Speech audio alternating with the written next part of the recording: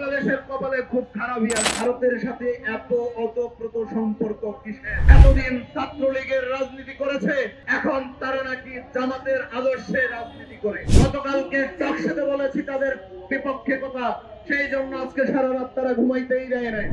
বাংলাদেশ এই মুহূর্তে এমন একটা ক্লান্তির লগ্ন পার করছে, সেটা বলার মতো ভাষা আমি নগণ্য মানুষ রাখি না।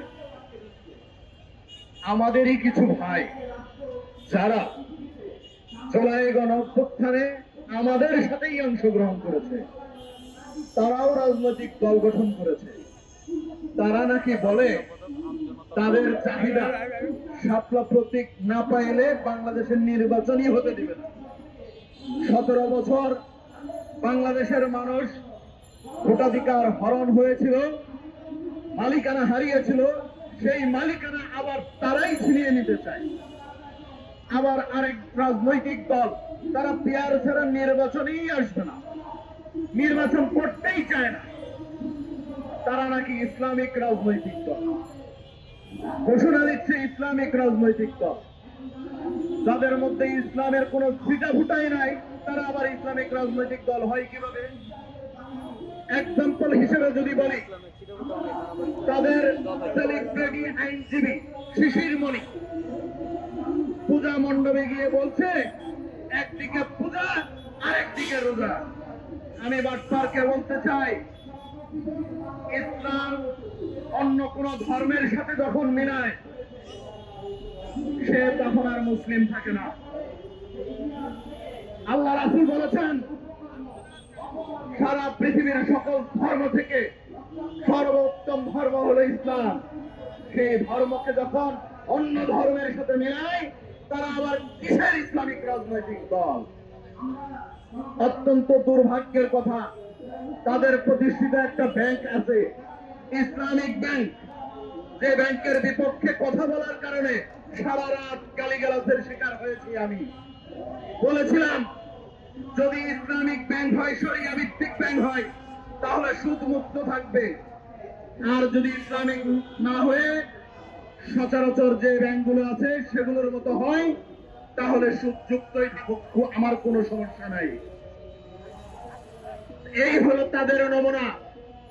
গতকালকে টকশোতে বলেছি তাদের বিপক্ষে কথা, সেই জন্য আজকে সারা রাত তারা ঘুমাইতেই দেয় নাই। এই হলো তাদের রাজনীতি। আবার দেখলাম তাদের নায়েবে আমির ভারতের সেনা প্রধানের সাথে সাক্ষাৎ করে, যে ভারত বিগত 17 বছর বাংলাদেশের মানুষের রক্ত চুষে খেয়েছে এবং পরাজিত শক্তি শেখ হাসিনাকে ঠাঁই করে দিয়েছে ভারতে, সেই ভারতের সাথে এত ওতপ্রোত সম্পর্ক কিসের? আমরা অবাক হয়ে যাই।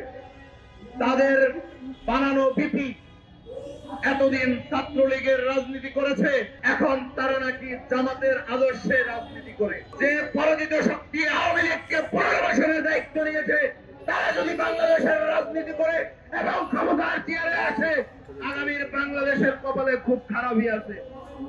প্রিয় বন্ধুগণ, একটা কথাই বলতে চাই, সংক্ষিপ্ত কথায়, বাংলাদেশের সামনের ভবিষ্যৎ যদি ঠিক করতে হয়, আগামীর দিনের বাংলাদেশের ক্ষমতা যদি কারো হাতে তুলে দিতে হয়, জনগণের প্রত্যক্ষ ভোটের নির্বাচনে জাতীয়বাদী রাজনৈতিক দলগুলোর হাতে ক্ষমতা তুলে দিতে হবে। আর যারা মুখে এক কথা, অন্তরে আর এক কথা, কাজে কর্মে ভিন্নতা, এইরকম রাজনৈতিক দল যদি একটা আসন পায়, সেই আসনটাকে নরক হিসেবে তৈরি করবে। প্রিয় বন্ধুগণ, কথা বলবে জাতীয় নেতৃবৃন্দ, সর্বশেষ একটাই কথা বলবো, আগামীর বাংলাদেশ জাতীয়বাদী রাজনৈতিক দলগুলোর নেতৃত্বেই বাংলাদেশের মানুষের ভবিষ্যৎ ঠিক হবে, ইনশাআল্লাহ। সালাম।